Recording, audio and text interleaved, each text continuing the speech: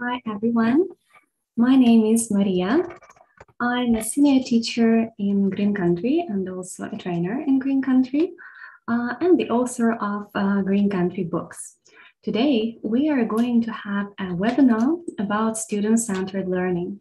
Before we begin, I'd like to say a few things about how we will organize our work today. Well, to start, the webinar will last an hour and a half. If you have any questions during the session, you are welcome to write them in the group chat, in the chat. And the administrators, the girls who help to administrate the webinar, will be answering during the session. But if you have any questions that you'd like to ask me, I'll be answering all the questions from the group chat at the end of our session. We will have a Q&A session, so I'll be happy to answer any questions that arise during the webinar only at the end. There is one more thing, maybe some of you already know. You will have an opportunity to get a certificate after taking part in our webinar today. So the certificates will be free and they will be available to everybody, but you will have to follow some simple steps. So after we finish this session, you will get an email with all the important information, with all the summaries, so you don't need to bother and take some sort of screenshots. No, just you can relax and focus. You will get everything important in this email with all the links, all the QR codes, all the videos, everything. And also in the Flutter, you will get a link to the test. In this test, there will be 20 questions about the things that we will discuss today.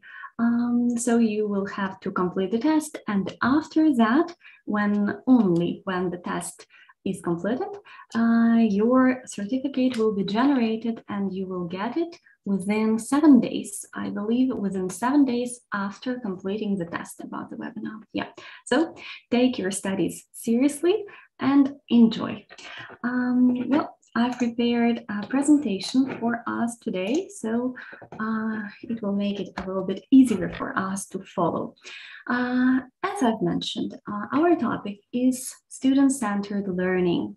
So to start with, I'd like you to close your eyes maybe and remember your good old school days. Well, try to remember the times when you went to school, when you used to study at school, and what was it like? What was the education like back then? Was it the same as now, or was it different or totally different? Has many things changed or no? I'm sure if you try and recall it, you will notice many differences, but you will also notice many things that are still the same. The books, the homework, the whiteboards, the teachers, the classrooms, yeah, they look pretty much the same as before. Well, student-centered learning is a thing that probably not many of us could experience while we were students, but everything changes and the world around us changes so fast. So if our parents didn't have this approach, and if we didn't have this approach at school, it doesn't mean that we cannot offer our children this approach at school and we cannot put them in the center of the learning process. So to get a little bit of general understanding about student-centered learning, well, I believe there is nothing tricky, yeah? Everything is clear from the name of the approach itself. But today we'll focus a little bit more on practical things, how to bring this student-centered learning approach into your classroom. Well, to start with, I'd like you to take a look at some principles. We're going to watch a short video that will create this atmosphere of student-centered learning. I will divide this video into 2 parts. The first part is very short, it's like around 1 minute. You will just have to watch and enjoy. After that, I'll pause and I'll give you a task to complete. Please watch. Number 1. I'm so sorry. It starts from here. A chalkboard, a desk, the homework, the books, The day begins and ends when the bells ring. For centuries now, this has defined what all of us think about school. We have come to believe that this is the one way that students will learn. And with that belief, we have taught all of our students in pretty much the exact same way. But the world has changed, and what it means to be ready to succeed in the future has also changed. That means our model of learning must change. It's happening now, and it needs to happen even more. In more places, for all students, especially for those for whom the current system isn't working. There is strong data that shows we need to rethink learning.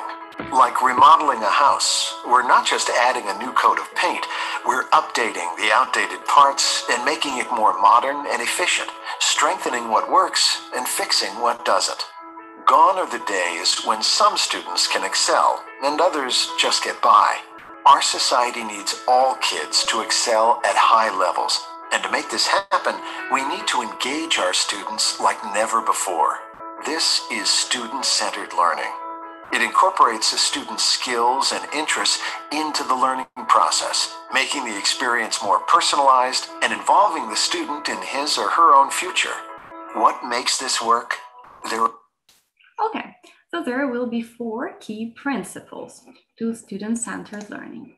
And right now, my dear participants, I'd like you to scan the QR code that you can see below the video link. This QR code will bring you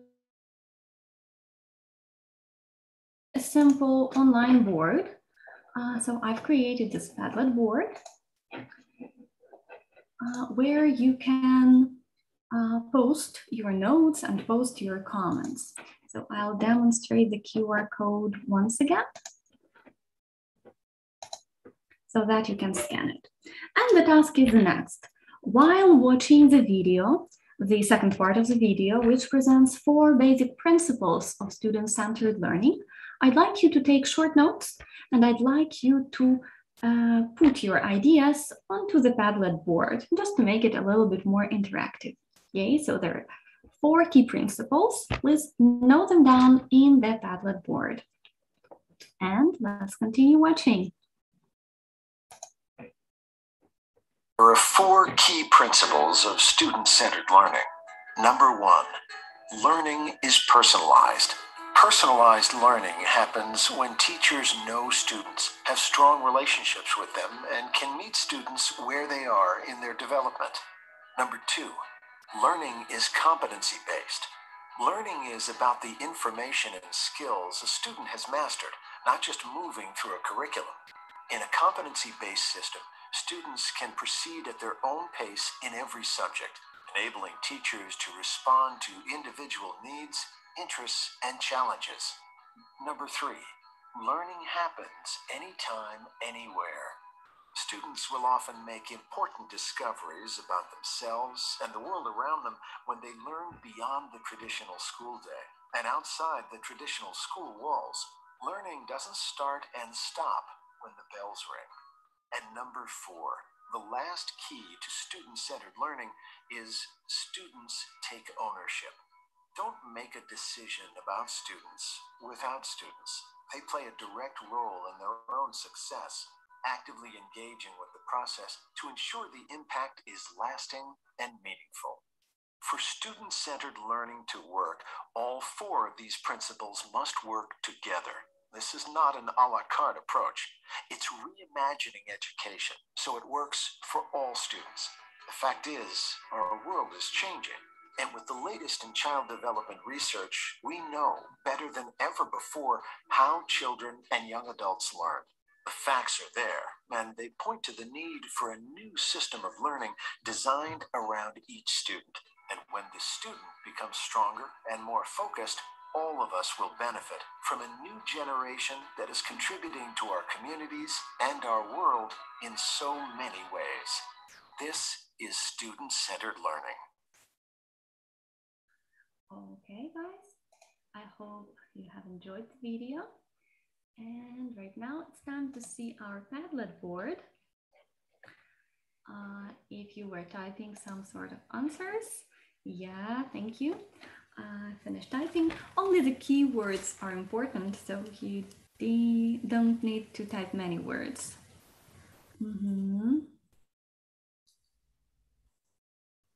Okay. I agree. So, thanks. Cool. Okay, I'll start commenting. Well, the first thing is ownership. Yeah, ownership is the principle that we need to remember. And today we will get back to this principle not once, I think, but commenting on the ownership. Who needs to take ownership of their own results, teachers or students? Well, students need to be engaged in that process. So if we teach our students to take responsibility for their own studies, for their own results, it will be a great skill for them, not only for learning, but just a great skill for life. Yay? Okay. Competency-based, of course. So as the video said, learning is not just moving from one topic to another, throughout the curriculum. No, it has to help our students to master different skills, different competences. And in modern Ukrainian schools, we start paying more and more attention to competences. You as teachers, I'm sure, know that a lot. Okay, wow, there are so many. Personalized, I can see the word personalized a few times. Yeah, so the learning has to be personalized. It means that we need to take into account the interests of our students and incorporate them in the process. We need to give plenty of opportunities to our students to express their own personalities. Yay. Okay, and technology can help us a lot to make our learning personalized. There was one more principle that we didn't comment, and okay, some of you have mentioned it. So learning happens anytime and anywhere. Yeah, so learning is not just thing that exists in a vacuum, only in the classroom. No, children learn every time. It's a natural thing for everybody to learn. Not only children, adults also learn everywhere and anytime they can learn outside the class. So learning doesn't stop with a bell, and we need to remember that. Okay, well guys, thank you very much for summarizing the principles. You are super active. Those who are still typing probably wanted to type a lot, but we are really limited with the time of webinar. So thank you very much for being so active. We are going to move on. And as some of you have already mentioned, all 4 principles need to work together. So we need to combine them, and only then we can say that we have the basis for student-centered learning. Thanks a lot, and let's continue. Well, over here, my dear, 4 principles is not enough to get into detail. We're going to get a little bit deeper, to dive a little bit deeper into student-centered learning. So I've prepared a few more principles for you to think about. Well, students learn more by experiences and active involvement. I'm sure that everybody will agree that we can remember much better if we have experienced something, if we were involved in this process, or if this process caused some emotional response from us. So students are human beings as well, and they also learn much better with the help of experiences. So that's what student-centered learning is about. It engages students into active learning. Okay, there is one more. Students receive frequent, directed, and timely feedback. So when we want to bring this approach of student-centered learning into our classroom, we need to make sure that we give enough feedback, personal feedback, to every student, and that we give this feedback when it's needed. Not 1 month later, not 2 weeks later, but feedback on the progress, on things that can be improved, and on the things which already are great is very important when we want to use this approach. Students can learn from classmates.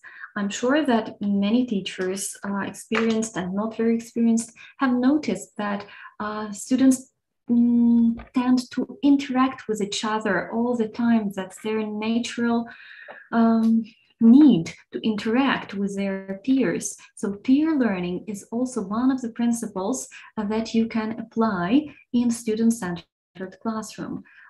Let students work in pairs, let them compare their answers and their results, let them help each other. And before, for example, answering a question from the group, you can bounce this question back to the same group and ask. Maybe a few students already know the answer and they'd like to share their knowledge with their peers. So that is also one of the principles of SCL. There is another one. Students use personalized technology to produce. Thanks to the development of technology, we're very lucky as teachers now because we can use a lot of different tracks, a lot of different online journals, a lot of different even games probably to track the progress of our students. And our students also can enjoy all the benefits of technology because they can prepare different projects, they can make videos, they can prepare some presentations, they can research, they can find a lot of information in order to produce some result of their learning. So that is also one of the principles that can be applied in CSL classroom. There's another one. Students apply new learning to real life and to some authentic experiences. Well, if we just teach, for example, grammar separately from real life examples, separately from the separately from the real world where students can actually use this grammar, it will just stay in the books and they will forget as soon as they have passed their test, or maybe earlier, okay? So if we apply their knowledge, if we give them an opportunity to apply their knowledge to real life, if we model the real life situations at the lessons, then they have this opportunity to live through this experience and remember much better. And one more, students know what they are learning and why. Well, maybe some of you would like to argue with that principles because, for example, when we talk about like really young learners who are 6 or 7 years old, maybe they will not need to know what and why in general they're like in detail they are learning, yeah, but maybe they would like to know, for example, that they are learning the letters, the alphabet in order to be able to read, yeah, and so on. So anyway, when we let our students know the reasons for this learning, for the topics that they learn, they have much more internal motivation to learn this when they understand how all this process is built. I'm not saying in detail, but in general, so they know how step by step they can progress and improve their language skills. Well, there were 4 principles in the video, and there are now 6 principles on the screen that you can see. And I'd like to bring a little bit more interaction into our webinar, and I'd like you to work and to analyze these principles a little bit in more detail. For that, I've prepared a game. This is a Quizlet game. We will play a live game where you will have to match the principle with its description. There will be some principles that we have already mentioned and a few new principles. We will have approximately 5 minutes, I believe, to play this game. You can join this game by, turn off the sound here. So you can join this game either by scanning the code that you can see on the left, or you can open the website quizlet.live and enter these 6 digits. We will wait for 1 minute for everybody to join this game. So in these descriptions to the principles, you will see maybe some practical ideas, or maybe you will see a few details that we haven't mentioned. So this game will allow you to analyze in a little bit more detail and compose like a bigger picture of what student-centered learning is about before we move to actually more practical things. We will have to spend a few more minutes to more theoretical things, yeah, analyzing the principles. We'll be waiting for 30 more seconds, I believe, before we begin the game.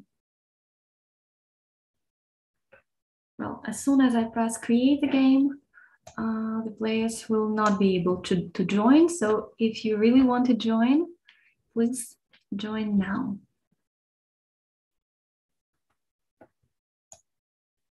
Well, as any other game, this one will have the winners, but I'd like you to focus more on details, focus more on analyzing the principles than just trying to find quickly the right answer and press it and win the game. Yeah, there are like too many players.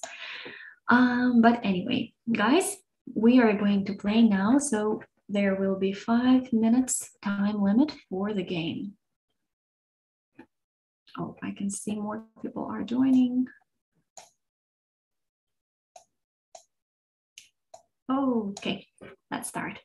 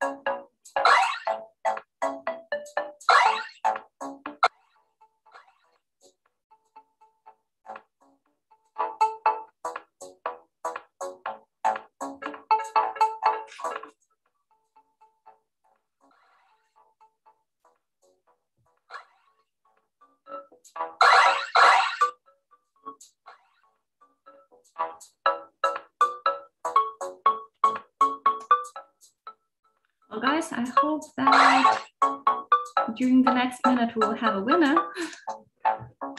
Otherwise, we'll have to stop and move on.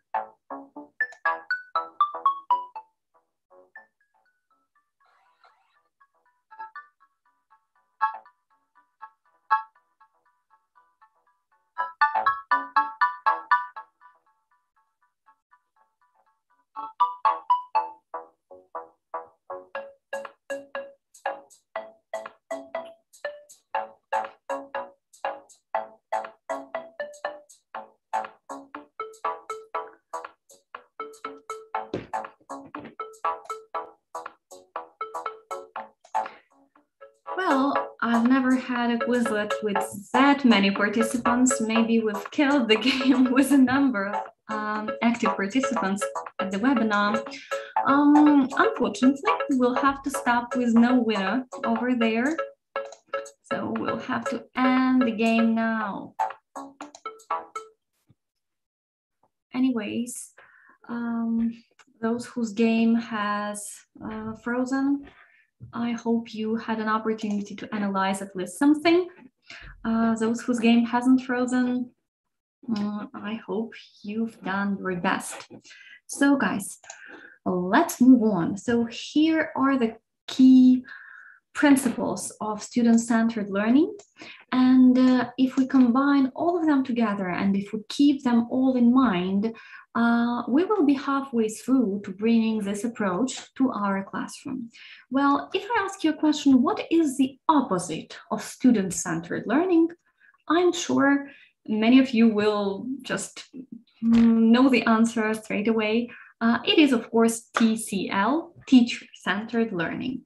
So to start with, I'd like you to take a look at different features. In the second part of the presentation, we will analyze so what features belong to student-centered learning and what things make our classroom teacher-centered instead of student-centered. So over here on the screen, I'd like you to take a look at 6 different features. The first one, second one, and all the others. You will have approximately 1 minute to analyze these features, and they all have numbers. They all have numbers from 1 to 6. And in the Padlet board, the one that we had before, I'll show you the QR code once again, if necessary. In the Padlet board, please write a few answers. So numbers, which of these features do you think belong to student-centered classroom? And which of these features you think belong to teacher-centered classroom? You don't need, again, to write any sentences. You don't need to write any explanations why you think so. Just SCL and 3 numbers and TCL and 3 numbers as well. Those who cannot open the Padlet board can try and write their answers in the YouTube chat.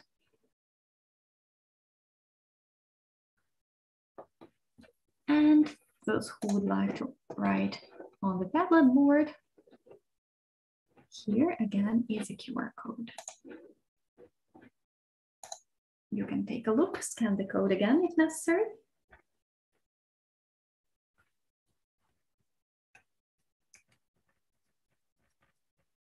I hope those who had to scan the code have already scanned it.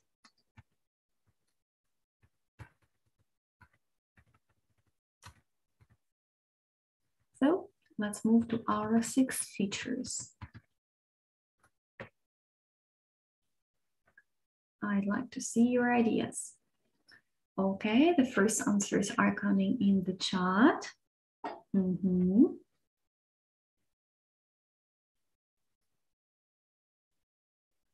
Nice.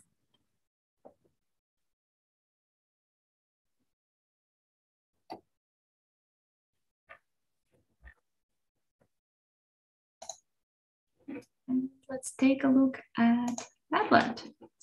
Maybe there are a few new answers. Okay, there are a few.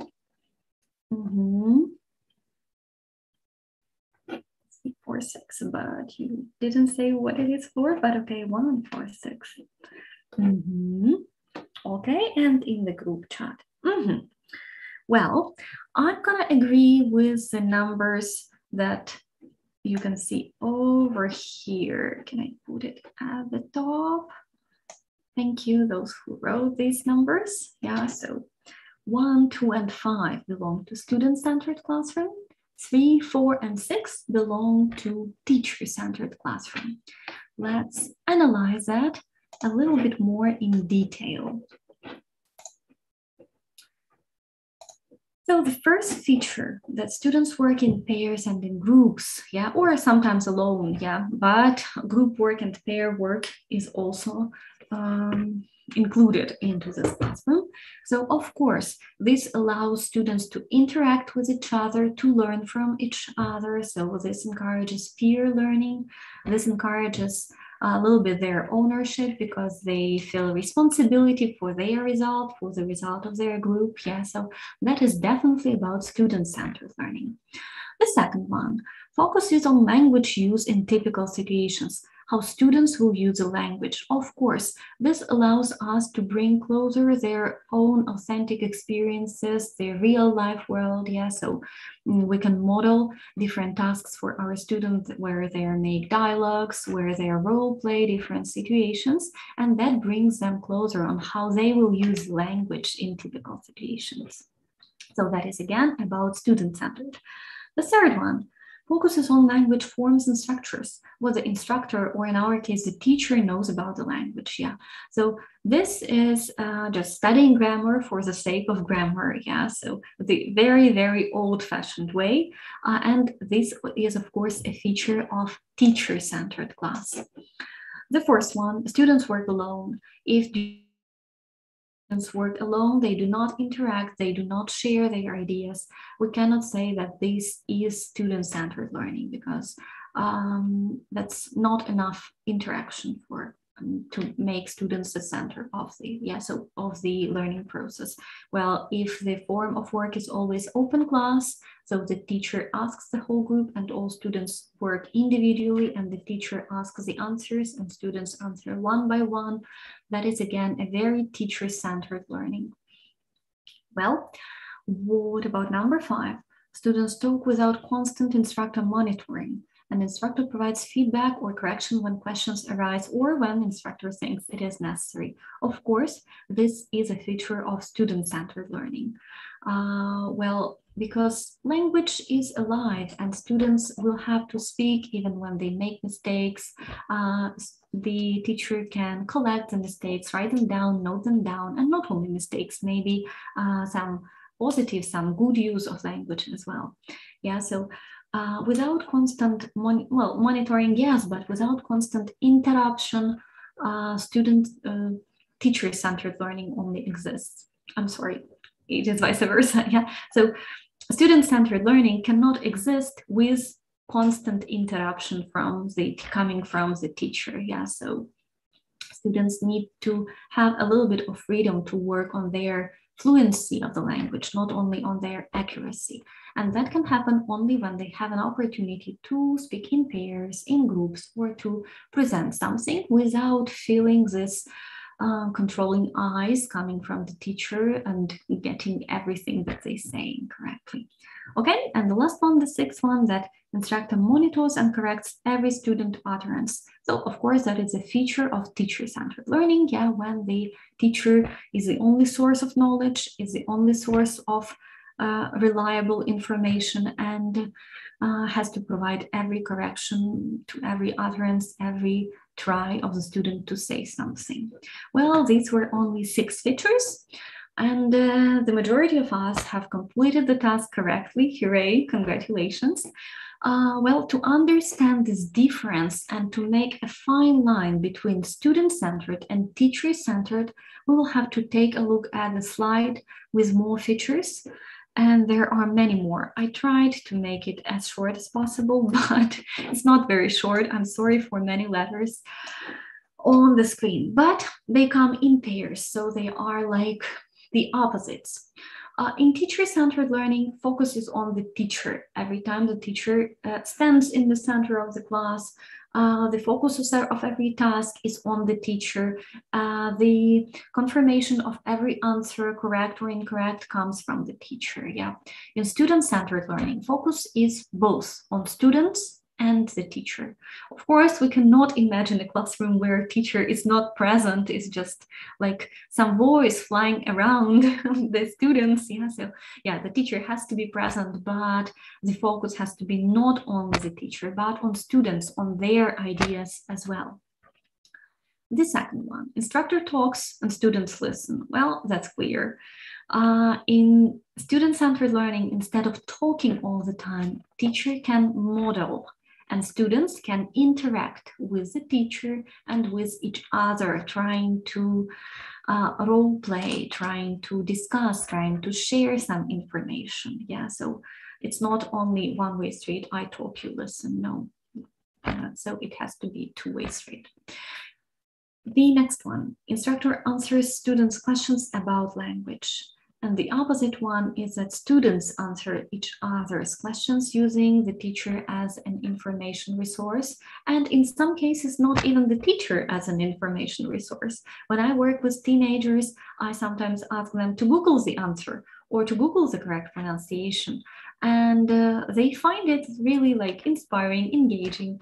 I teach them a little bit how to use dictionaries online, where they can find the explanation to the word, where they can look, how the word will be used in a sentence, or where they can quickly listen to how to pronounce this word. Because I can spend only 2 lessons a week with them, and all the other times they are on their own. And if they travel somewhere, or if they have a foreigner coming over and they need to chat, they need to talk, so they are left alone with their problems. So by teaching them these little skills, you allow them to build their confidence and you give them a lot of freedom, because teacher is not the only source of information nowadays.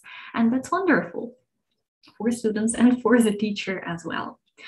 Okay, in teacher-centered classroom, teacher chooses topics or the book chooses topics. Yeah, we can see the limited choice of topics. In student-centered learning, students have some choice of topics. So maybe you can offer them to choose a song that you will sing, or maybe you can offer them to choose a game that you will play. Yeah, of course, they cannot choose all the topics that they will learn, but when given at least some choice, they appreciate it and they become much more engaged. In TCL, instructor evaluates student learning.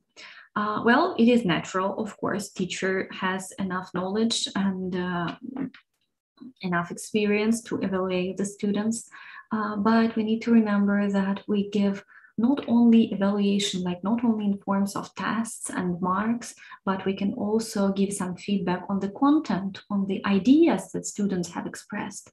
And it's very great when students evaluate their own learning, when they can do self-evaluation, and when students can evaluate each other, especially when it comes to projects where they present some of the results of their work and the students are given an opportunity to vote for different best projects in different nominations, or where you give the correct answers to your students and you ask them to go around the class and check the answers that their classmates provided. So there are plenty of opportunities to, again, move the focus a little bit from the teacher to the students on their own. Okay, and in TCL, classroom is quiet, of course, because one person is talking, that is the teacher, and students work quietly alone. Of course, it is very quiet, it looks very disciplined, and everything looks normal and very old-fashioned. When we bring student-centered learning approach to our classroom, it often becomes very noisy and very busy and lively, and everybody's buzzing, well, especially during group work or pair work. Yeah, so we don't need to be afraid of that. It is normal when adults work together on some project. Of course, it is also busy and noisy, but we need to just make sure that it doesn't become too noisy, and that the students' enthusiasm is like controlled a little bit by the teachers, that they are not shouting, not like running around, yeah, not bringing mess into the class. So noise, a healthy level of noise is quite good and inspiring, but make sure you don't turn your classroom into a mess during such activities. Well, I hope that this comparison has put away any doubts that we might have about how to distinguish teacher-centered learning and student-centered learning. And right now we're going to move on. And that brings us to the third part of our webinar, where we'll talk about student-centered learning in green countries. So exactly how our school works with this approach, how we deal with our students in a student-centered way. And first of all, maybe those of you who have already attended the webinars or trainings by Green Country know already that in our school we use blended learning. That is the method that helps us to make our learning student-centered. I will show you what it is. So blended learning is a hybrid type of learning where we use technology and normal, traditional, old-fashioned classroom learning. So technology what do I mean by saying technology? So there is a part of educational materials, a part of videos, tasks, exercises that our students complete online. A part of learning happens during the lesson where they come to the classroom and they study with a group, with a teacher, like in normal school. So this has a few advantages. Of course, our students have round-the-clock access to training resources, to all the information. And if you remember the first key principles of student-centered learning, so that is how blended learning makes learning student-centered, because every student, every child has access to their own profile where they can open the video or open their grammar activities or vocabulary activities as many times as they need. They can work on them, they can see the mistakes that they have made, they can check everything, and it happens online. And maybe for some children, it will be enough to watch something once or twice and they will remember. And for some other students, it will be necessary to repeat a few times. So that's what blended learning is about. Well, of course, they get a personalized training experience because, again, they can see their own mistakes. They can work on the same type of task once again and once again as many times as they need to get a better result at home. Or not at home, maybe on their way to Green Country. This type of learning, blended learning, helps to track the students' skills and performance and development, because we can see all the tests, all the results, all the mistakes that students have made. The teacher can see, and the students can also see that and track and monitor their own progress. And this type of learning, blended learning, also helps to engage students, because modern children are really engaged when it comes to using technology, when it comes to using their smartphones. Yeah, so it is very nice to have some part of the educational materials in their smartphone, no matter where they are. If they go to their granny, they don't need to carry their books, or they can not leave and forget their books at their grandma's house. Yeah, that often used to happen to my children, to my students, but doesn't happen anymore because nobody forgets their smartphone at their grandma's house. Okay, so using blended learning in our school helps us to make our learning more student-centered, of course. The second thing that we have in Green Country, and that you can have as teachers, even if you teach in a regular traditional school where you don't have access to different online platforms and you cannot use blended learning, you can try and flip your classroom. So in Green Country, besides having blended learning, we also have flipped classroom. What that is, I'm going to show you in a moment. So that I'm going to show you in a video. First of all, why it is flipped, how it is flipped. Guys, at the webinar, we will watch only the part of this video, but when you get all the materials from the webinar, you will be able to watch full video and enjoy it. But today we'll watch just the first part of it. Let's watch about flipped classroom. The flipped classroom is a new method of teaching that is turning the traditional classroom on its head. Every day, thousands of teachers deliver the exact same lesson in class to millions of students. Every night, millions of students sit over the exact same homework, trying to figure out how to solve it. The flipped classroom is turning this upside down. Traditionally, students listen to lectures and take tests in class and read textbooks and work on problem sets at home. In flipped teaching, students first study the topic by themselves, typically using video lessons on YouTube, and then apply the knowledge by solving problems and doing practical work in class. Modern schools who flipped their classroom report many benefits. 1, it allows all students to learn at their own pace, as videos can be watched again. 2, it's more efficient, as students enter the classroom prepared to contribute. 3, it enriches the classroom, as more time can be spent on group work and projects. 4, doing homework in class allows students to help each other, which benefits both the advanced and less advanced learners. Okay, guys, over here we're gonna stop with the video.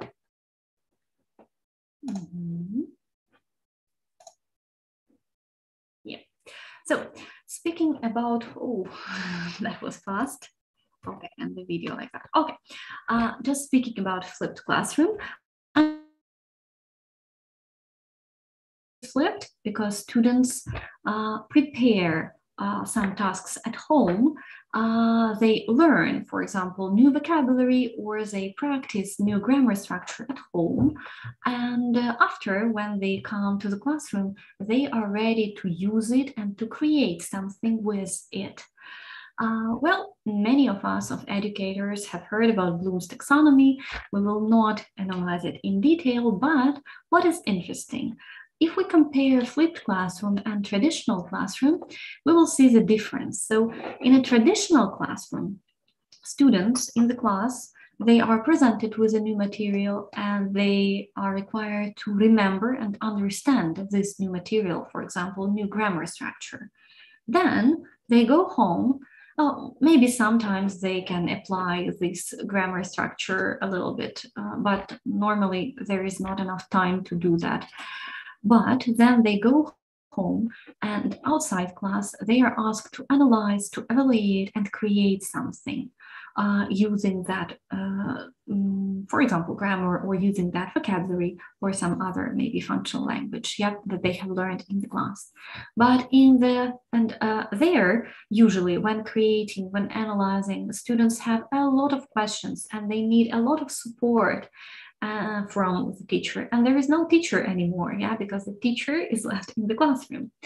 And in the flipped classroom model, everything is totally different, because outside the class, students are asked to watch something, to read something, remember and understand it, doing some tasks, checking their answers, and so on. And when they come in class, they are asked to apply, to analyze, evaluate, and create something. So it gives so much more freedom to the teacher and student. It gives an opportunity to work on projects. It gives an opportunity to use the knowledge in real life situations, like in close to real life situations. Yeah, so that's what flipped classroom is about. Of course, I agree, it is much easier to prepare a flipped lesson, maybe not a whole semester, but a flipped lesson when you have access to technology and when you have blended learning. But working in a regular school, you also have an opportunity to flip a few lessons, yeah, to ask your students to prepare to work at home, and then when they come to the class, they are ready with this material. You don't need to spend a lot of time practicing and correcting mistakes. You just do a quick checking, understanding task, maybe answer a few questions, and then you start creating, yeah, with this knowledge. You start using this knowledge in the class. And if you remember the principle of ownership, that students need to take ownership of their own learning, well, personally, I think that in a flipped classroom, they experience a lot of this ownership and responsibility, because those students who are not ready with their tasks at home, yeah, those students who did not complete the tasks, did not remember well, or did not understand well, or did not spend enough time, they will not be able to produce the results in the class. Yeah, they will not be able to take active part in these creative activities that we will offer them in the class. And if this happens once or twice, then they can feel that they are weak in class and they really need to prepare. Yeah, that's what we do in Green Country. We teach them how to learn, because when students grow up and they go to work, for example, there is no kind teacher who will tell them, do your homework, do your homework. No, they need to do their own research. They need to learn on their own, and then they are just required to produce some results. So that's how flipped classroom works. So that is a reverse model to traditional classroom, and it also helps us to make our learning student-centered. And if you haven't tried it, I recommend that you try at least to flip 1 or 2 lessons and see the results of your students. Now we are going to move on. The third thing that we use in Green Country and that help us to make our learning student-centered is the books. Well, I'm going to tell you about 2 types of books today. The first one is called Stories. So that is a piloted book that is available and that will be available in all schools, in all traditional schools, and for all teachers. This is a book for the 5th grade, and it has been created with all the standards of Ministry of Education of Ukraine. So it has got all the necessary certificates and stamps and so on. So what this book is about, this book uses flipped classroom approach. It has blended learning approach because there is an access to online platform, and there is an actual physical book that teachers and students can use in the class. And it has a lot of interactive tasks and self-studies. That's what we do instead of homework. Self-study, that's a term that we have in Green Country instead of homework, because self-study has a little bit different goal. Self-study, it's when you study beforehand. Yeah, you prepare for the lesson, you learn 10 words, you practice grammar construction, and then you are ready to take part in a flipped lesson. Yeah, so you don't do homework after the lesson, you do a self-study before the lesson, and then you are ready to take part in projects and so on. So every teacher, every student can get a free access to this book. You can find it on our website, Booyah. You can scan the QR code now, or but anyway, I will demonstrate it a little bit later. So yeah, just a second. So I will demonstrate it where you can find the book. To find that book, to download it, you need to open Booyah website. It was open, yeah. You need to register, it's free. And the access to this book is also free for teachers and for students. This is a pilot version because this book will take part in the contest to get to many schools in Ukraine. And there are already schools in Ukraine which have started working with flipped classroom approach, and which have started working with stories, with the book stories. So if you work in one of schools where blended learning is like not very possible at the moment, I have an opportunity for you, we have an opportunity for you to bring this approach and to try this approach with the children whom you teach. Well, I'm gonna show you what it looks like.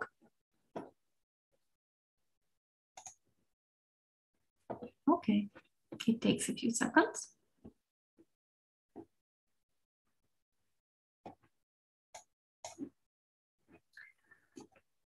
While it's downloading, I will tell you that there are many different components. There are self-studies, there is a teacher's book, like the materials for teachers on how to prepare, materials which will support teachers in a flipped classroom approach. And there is a physical student's book that can also be downloaded as PDF at the moment. I will demonstrate a few self-studies. For example, we'll take Unit 1, and there will be a few self-studies that students of the 5th grade need to complete before the lesson. For example, we'll open self-study 2.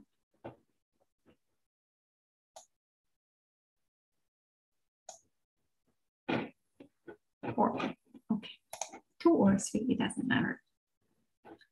So you will be able to see, oh, my friends, because of the number of participants, my internet is not as fast as I would like it to be. Okay, anyway, you will see the vocabulary. All the vocabulary is voiced, so you can see the word, you can see the translation, you can listen to the word. To act. Yeah, so students can listen, repeat, and so on. There are tasks, yeah, with pictures, where students need to match the words with pictures. They can check, yeah, nothing to check. They can show answers, yeah, they can see the words, they can reset it and do the task once again if there were some mistakes made. They can match the parts of the words. They can see the grammar chart, for example, the construction can, yeah, is presented over here, right? So they can check their own answers. So that are the typical tasks of self-study. Sometimes there are also videos. So these are the typical tasks of self-study. They come from the easiest one to a more and more difficult, yeah. And every student has an opportunity to learn in their own pace, with their own speed, and repeat and read as many times as they need. So they complete their self-studies, they check everything, and they are ready to study, yeah. When they come to the class, as a teacher, you can see the lesson plans, and you can use the ideas from the teacher's materials and work with the book. And you worked with the flipped classroom approach, where students are able to take part in projects or create something in the class, yeah, using the knowledge that they have gained in the course of doing their self-study. Well, guys, today's webinar is not only about the books, so I will hurry up. And if you would like to know more about this book, again, I need to remind that it is free for teachers to use, to try. It's a pilot version of a book. There will be an online presentation with the authors of the book, 2 girls who work in Green Country, 2 authors. It will happen on the 18th of November, and you're all welcome to join. Don't miss it. In this presentation, the book itself will be presented. You will have a possibility to see the different parts of the book and understand in detail how it works. Yeah, but using this book will help you, even if you work in a regular traditional school, will help you to try and bring flipped classroom approach into your classroom. Also, it's not obligatory to use all the book. You can use it as an additional resource just to try with your kids and see the results. Okay, okay. But in Green Country, we don't work with the book stories. This book was created for general schools, for large schools, where the lessons last 45 minutes and so on. In Green Country, we work with Green Country books. Their names are Steps. And let me show you what we have. We work with a set of books for students, and our students, they have personal profiles on online platform where they can have self-studies and they can see all the lesson materials in case if they miss a lesson. And this platform also has a personal teacher's account. There is a journal online. You can see the tasks. You can see all the mistakes in the task. You can track the student's progress. And this platform also has detailed lesson plans, like by a minute. Every minute of the lesson is explained there.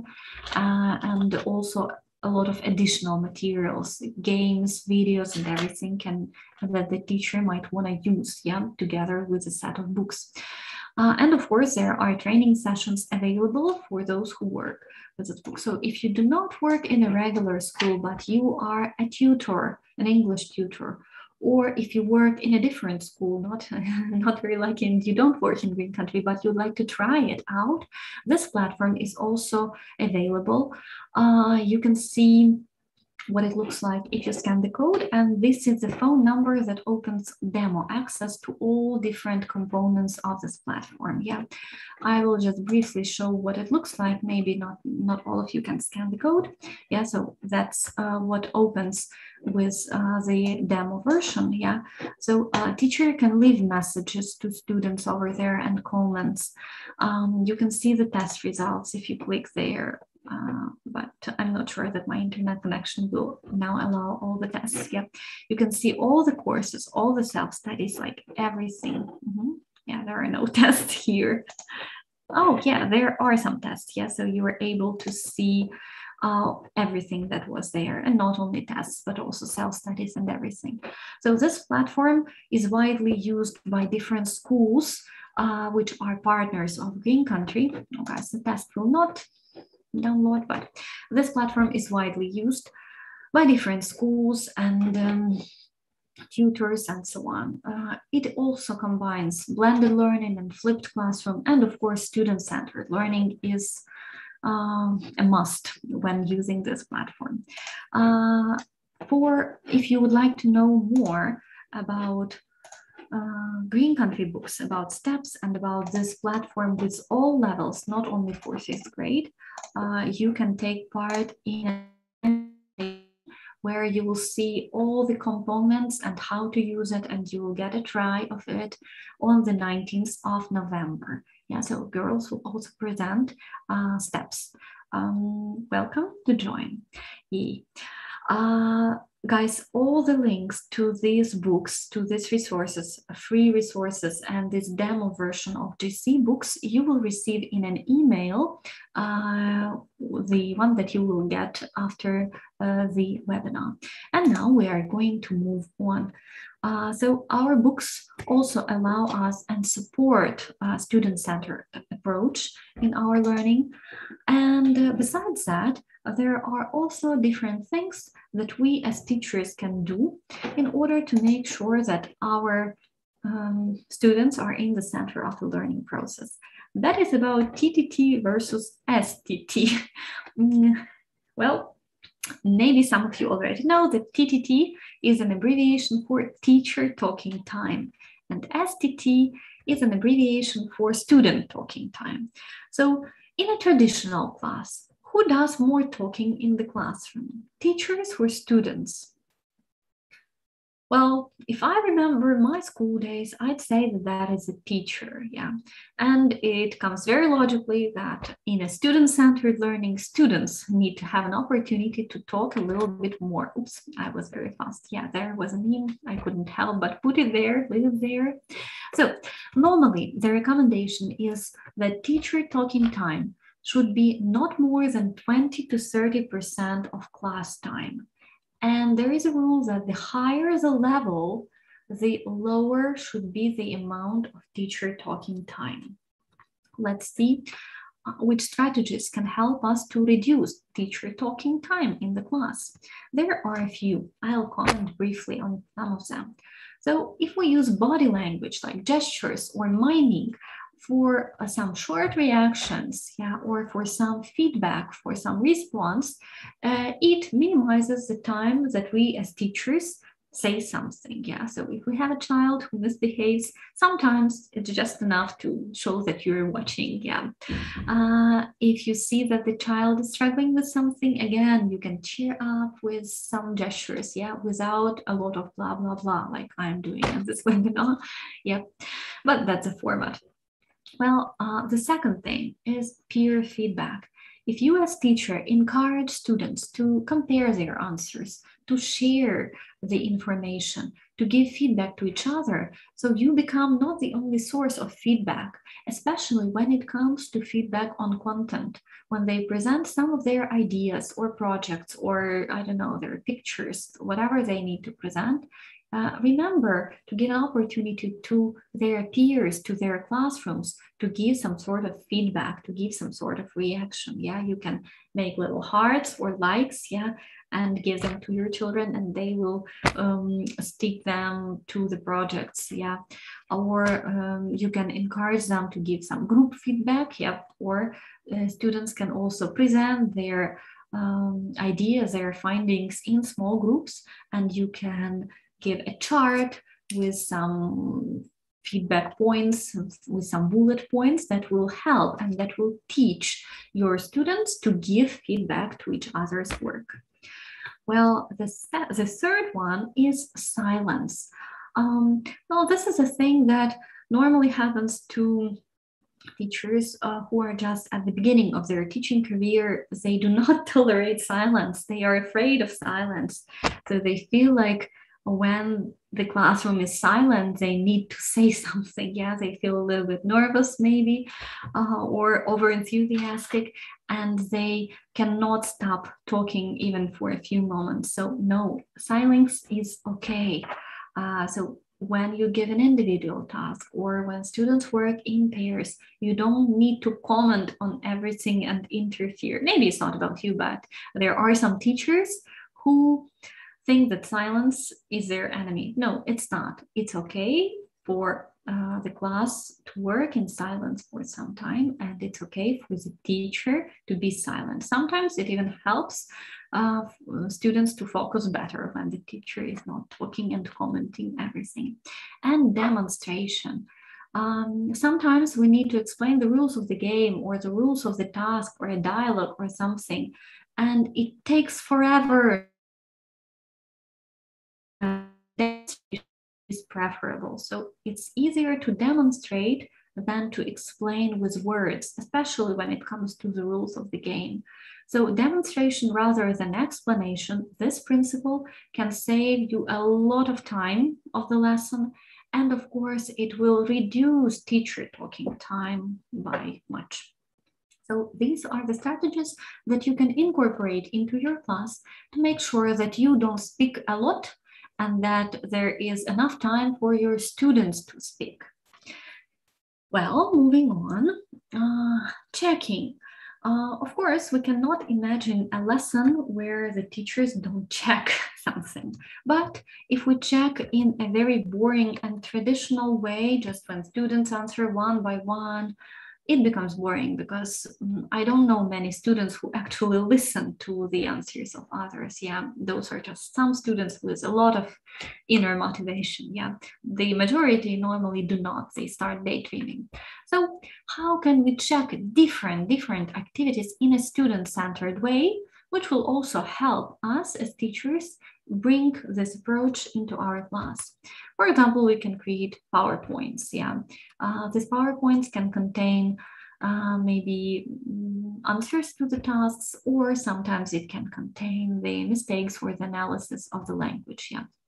If you do not have a computer in the class, you can print or write the answers and stick them on the walls. And students, when they complete the task, they will walk around, they will move a little bit, and they will check their own answers. We can ask our students to nominate each other. So one student has answered, and this student needs to nominate the next person who will answer. That is a very old approach, but it is student-centered. We can prepare some hidden keys for our students, hide them under the chairs, under the tables, or wherever it is possible in your classroom, and then give your students 30 seconds to find the keys, yeah, after they finish the task. It is also very engaging and really works well, not only with young learners, but with teenagers and adults as well. Yeah. Of course, we can use an online platform if you're using, for example, Green Country platform. Sometimes you can press show answers and students will check their answers quickly and ask on the questions where they don't understand something. You can divide the task, for example, with odd numbers and even numbers, yeah, and different students will be responsible for different questions. That is how it will be a little bit more student-centered way. They will have more responsibilities, they will have more ownership for the result. We can provide peer checking, where before, for example, showing the answers in PowerPoint, you offer your students to check each other's tasks, or during showing these answers on the screen or on the board, they can check each other's tasks.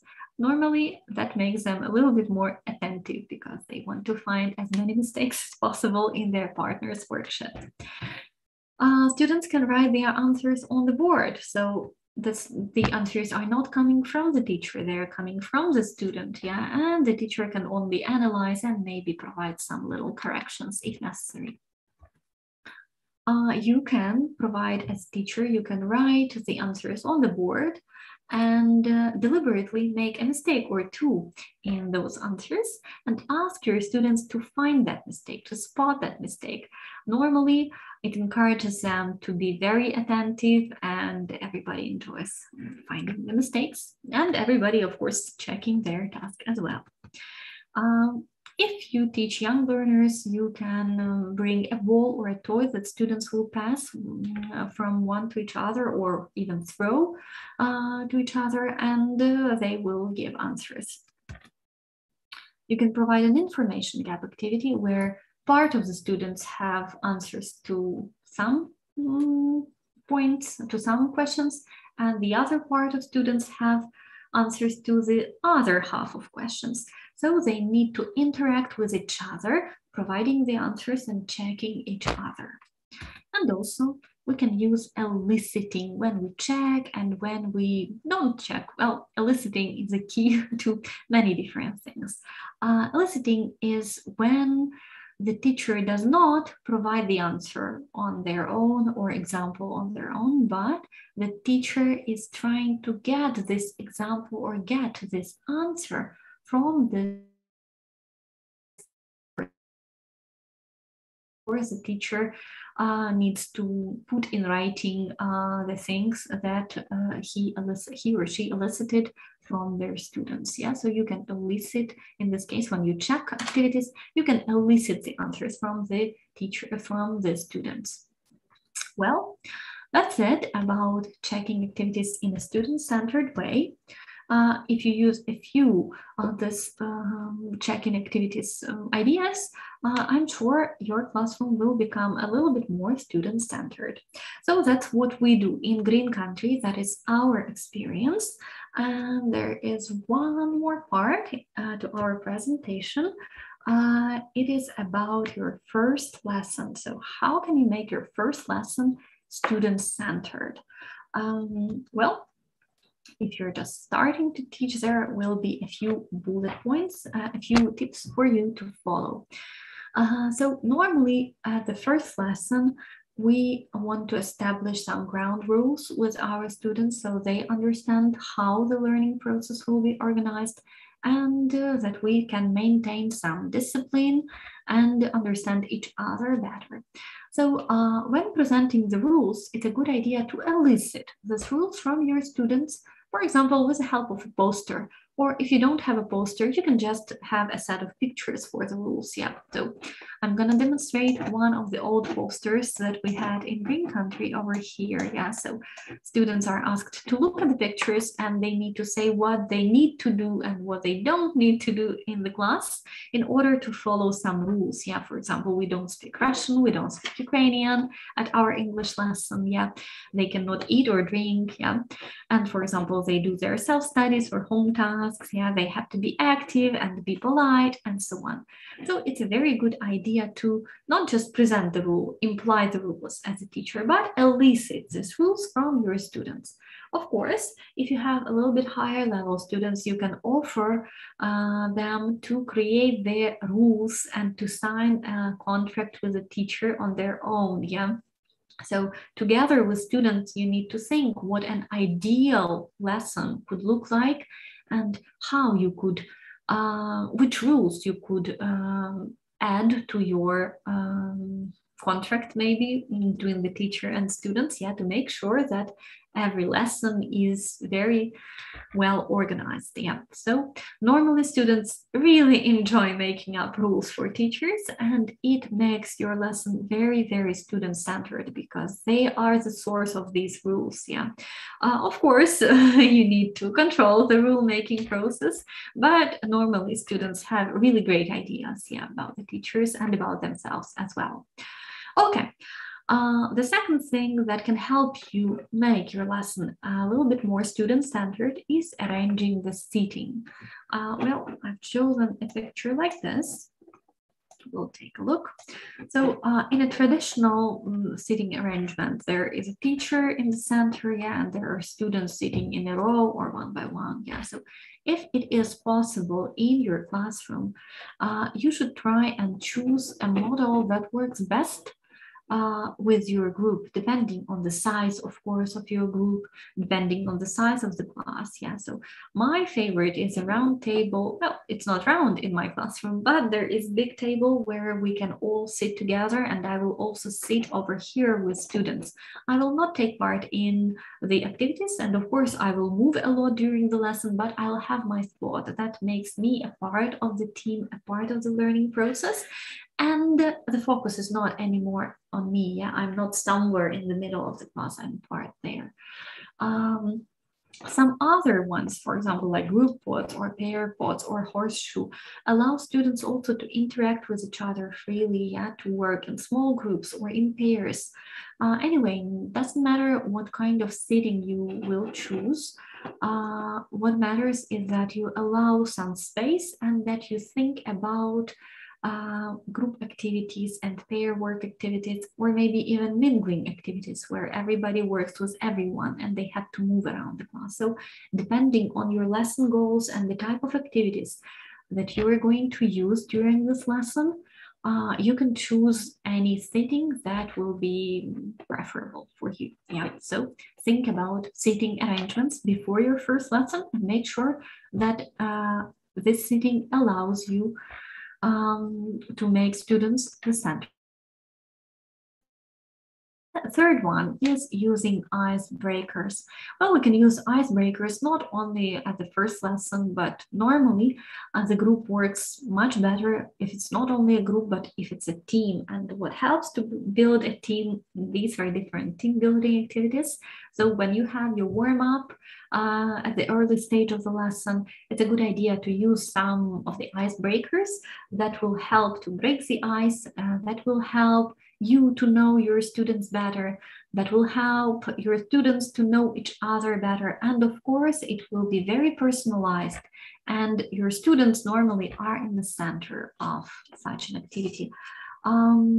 Winter is coming, and for example, one of my favorite icebreakers for first lessons, or not on even first lessons with my students, is a snowball game. When I give a piece of white paper to each student, and I ask them to do the task, do the activity, for example.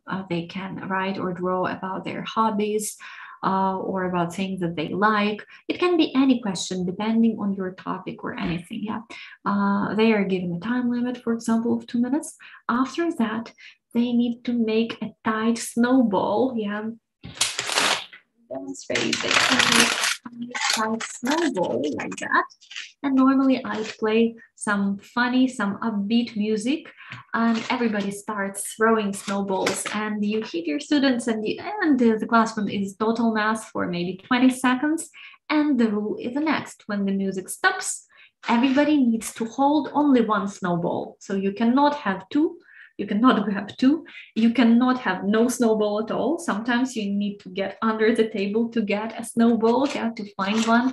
But when the music stops, everybody needs to unfold this paper, see what is written there, and then depending on the size of your group, they can work in small groups or in pairs. They need to read or look at the pictures and guess whose snowball it is. Yeah, so it helps them to discover different interests. Sometimes they can find different things in common. Yeah, so what I mean is the use of icebreakers like this really helps to make students the center of your learning process and really helps to create a student-centered atmosphere.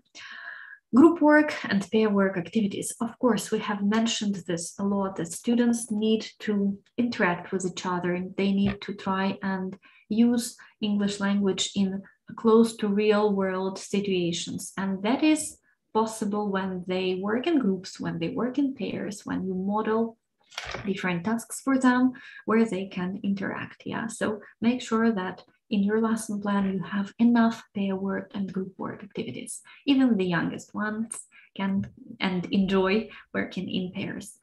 Personalizing the tasks, of course, if time allows, you can always extend the task a little bit with adding some personal question to it. Yeah. And use creative checking activities. We have talked a lot about that, about how you can hide the keys, yeah, to make students find them and check their own answers, or provide the keys with a mistake from the teacher, yeah, and ask them to find those.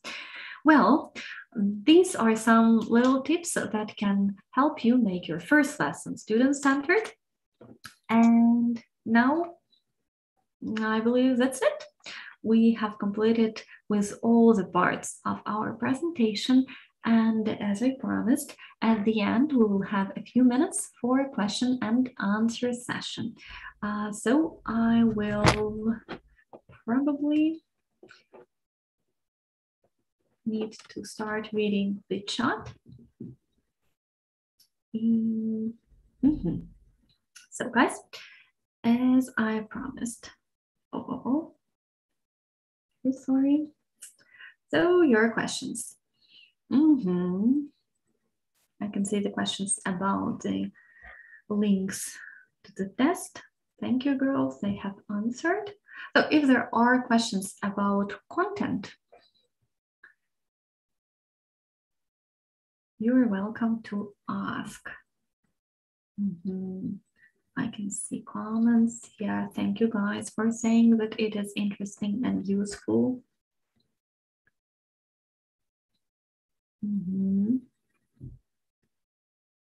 Yeah, thank you very much.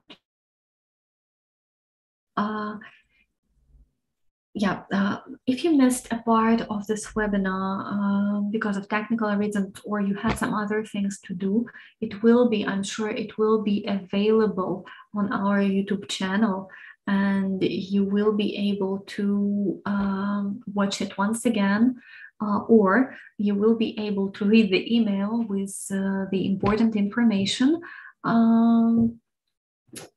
with all the points that we have discussed at this webinar, that I have presented at this webinar. Yeah, so don't worry if you missed a part of it. Yeah, I can see that some of you also use the game Snowball. Yeah, it will be very cool. And I can't wait for winter to start to use it again. Okay, guys, thank you very much for participating in this webinar. I'm sure you will all pass the test successfully and you will get your certificates. If you have any questions, you can contact us in the group chat or by email. You know how to find us, right? Also, guys, don't forget that if you want to try to use a stories book as additional resource to your lessons, or as the main resource to your lessons, you can register to a webinar that will happen on the 18th of November, and another webinar about our online platform that will happen on, will take place on the 19th of November. So you're welcome to join those webinars to find out more how you can use these resources in your classroom with your children, with your level.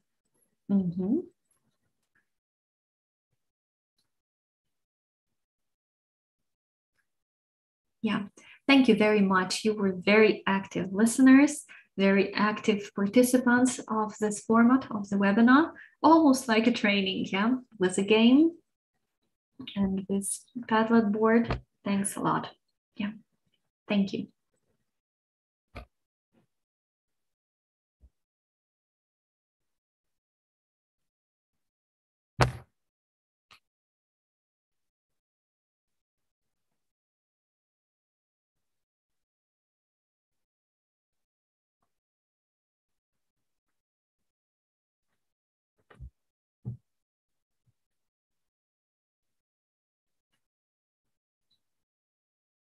So I can see there are no questions.